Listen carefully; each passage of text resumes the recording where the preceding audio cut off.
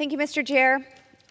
From day one in his administration, Joe Biden declared an all-out war on American energy production and exploration.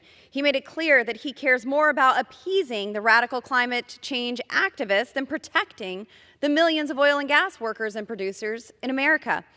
I was disappointed, but not surprised, this July when the Biden administration filed this proposed rule entitled Fluid Mineral Leases and Leasing Process, which mandates provisions from the partisan so-called Inflation Reduction Act, better known as the Green New Deal in disguise, which increased the royalty rate for production on federal lands while also increasing and creating new fees for domestic energy producers.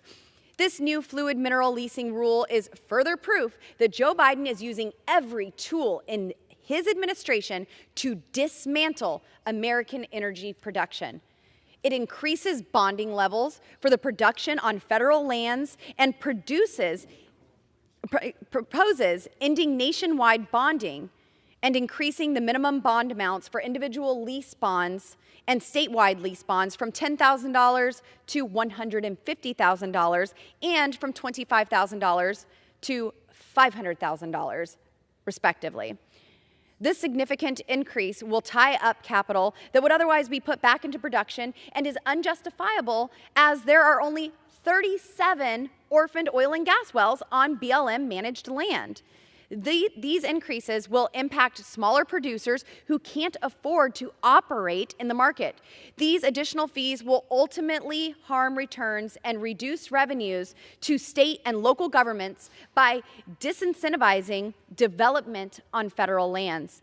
The proposed rule also introduces the idea of using preference criteria to inform the BLM's selection of lands for lease sales.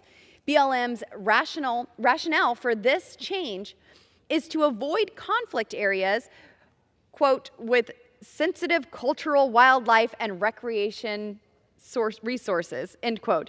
This means that the BLM field offices could avoid leasing in all areas with endangered or threatened species. Maybe that's their goal.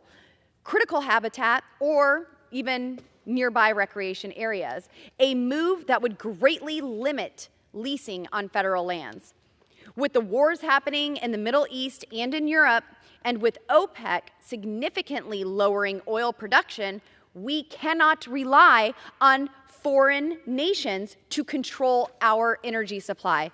America makes the cleanest energy in the world. American innovation, in particular fracking, has allowed America to be the global leader in reducing emissions since 2000. We need to stop buying oil and gas from Russia, stop begging OPEC, Venezuela, and even Iran to produce energy for us, and start producing more clean, reliable, affordable energy responsibly here in America. We must restore American energy dominance and produce clean, reliable energy right here at home. I urge adoption of my amendment. Mr. Chair, I reserve.